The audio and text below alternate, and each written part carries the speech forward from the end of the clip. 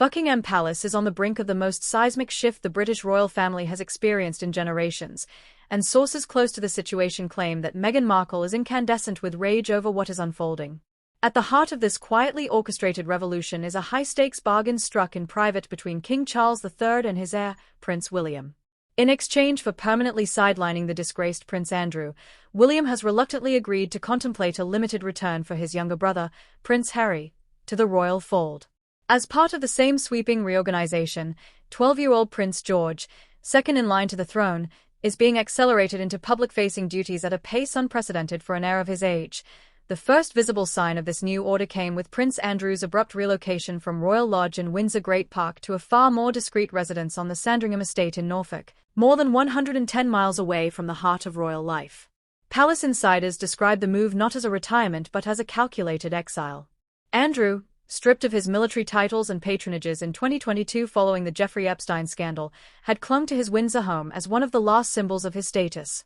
Its surrender is widely understood to be the price King Charles demanded in order to secure William's cooperation on the far more emotionally charged question of Harry. Veteran royal photographer and longtime palace confidant Ian Pelham-Turner, who still speaks regularly with household staff, says the negotiations have been conducted with almost unprecedented secrecy. Everything has been accelerated because of the king's cancer diagnosis, he explained. Charles is acutely aware of his own mortality. He does not want to meet his maker with his two sons still estranged. He is prepared to move mountains and people to prevent that. For Charles, reconciliation with Harry has become a personal mission. Yet William's wounds run deep. The Duke of Sussex's repeated public attacks, beginning with the explosive 2021 Oprah Winfrey interview, continuing through the 2022 Netflix documentary series, and culminating in the best-selling 2023 memoir Spare, left the Prince of Wales feeling profoundly betrayed. Friends say William initially resisted any suggestion of a Harry comeback. It was only when his father framed Andrew's permanent removal as the necessary quid pro quo that William softened his stance, agreeing at least to explore the possibility of a carefully controlled return across the Atlantic. Meghan Markle is said to be vehemently opposed to any arrangement that might draw her husband back into royal duties, even on a part-time or ceremonial basis. Having fought hard to escape what she described as the suffocating constraints and relentless media intrusion of royal life, the Duchess of Sussex has spent the last 5 years building an independent brand in California. Sources describe her as absolutely livid at the prospect of those gains being jeopardized. One associate told reporters that Meghan fears any reconciliation would inevitably drag her and their children, Archie and Lilibet, back into the British tabloid crosshairs she worked so hard to escape. The broader context makes the timing especially delicate. Queen Elizabeth II died in September 2022 without seeing her grandsons reconciled. King Charles, now 77 and undergoing treatment for an undisclosed form of cancer announced in February 2024, is determined to avoid leaving a similarly fractured family.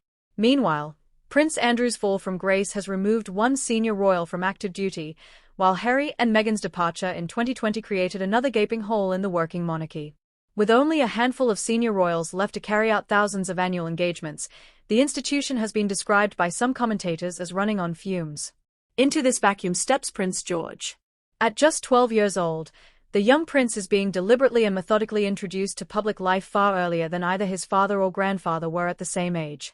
Recent weeks have seen him appear at the Cenotaph on Remembrance Sunday, the Festival of Remembrance at the Royal Albert Hall, and a Buckingham Palace reception marking the 80th anniversary of VE Day. Observers have noted how Princess Catherine gently coaches her eldest son through each event, teaching him when to smile, how to shake hands, where to direct his gaze.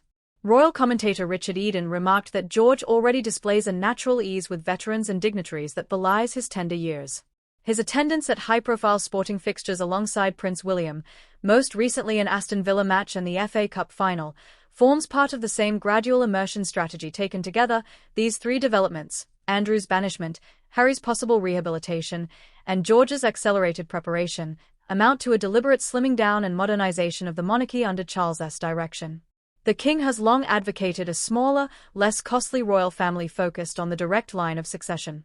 Removing Andrew eliminates a persistent public relations liability. Reintegrating Harry, even in a limited capacity, could restore some of the global appeal the Sussexes once brought while simultaneously bringing back a popular figure who still commands affection among younger generations and the military community he served for 10 years. Elevating George early ensures the public grows accustomed to the face of the monarchy's future long before he ascends the throne decades from now. Yet the plan is fraught with risk.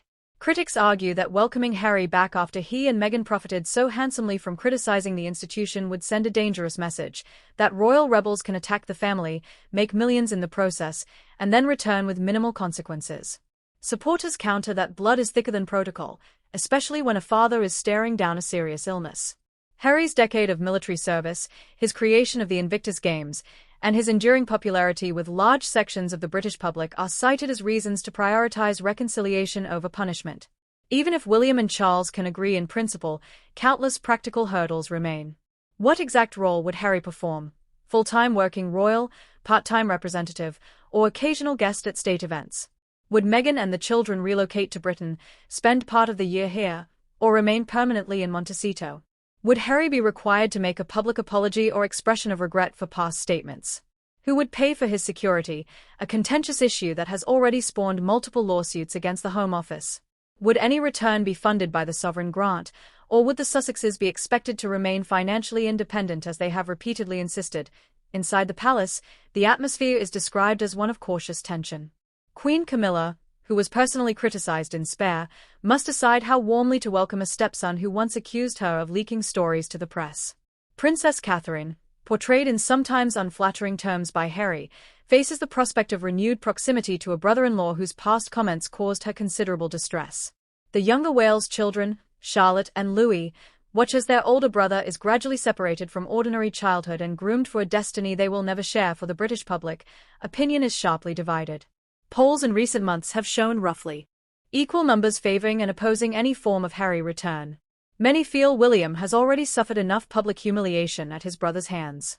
Others believe family forgiveness, particularly under the shadow of the king's illness, should transcend institutional pride. What is undeniable is that the monarchy stands at a historic inflection point. Charles is attempting nothing less than a wholesale restructuring of the House of Windsor while simultaneously trying to heal its deepest familial wound. Whether he succeeds will depend on the willingness of two proud brothers to set aside years of hurt, on Meghan's tolerance for a compromise she reportedly despises, and on the British public's appetite for reconciliation over retribution. As one palace insider put it, this is the king's last great act, to leave the family whole rather than fractured. Everything else, Andrew's exile, George's early debut, even the question of Harry's titles, is negotiable. Unity is not.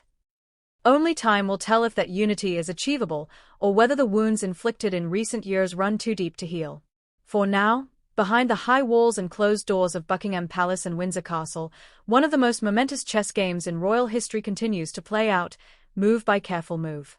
The world is watching, and the stakes, for the individuals involved and for the future of the monarchy itself, could scarcely be higher. Drop your thoughts below, hit the notification and subscribe to UK Royal Report for more breakdowns.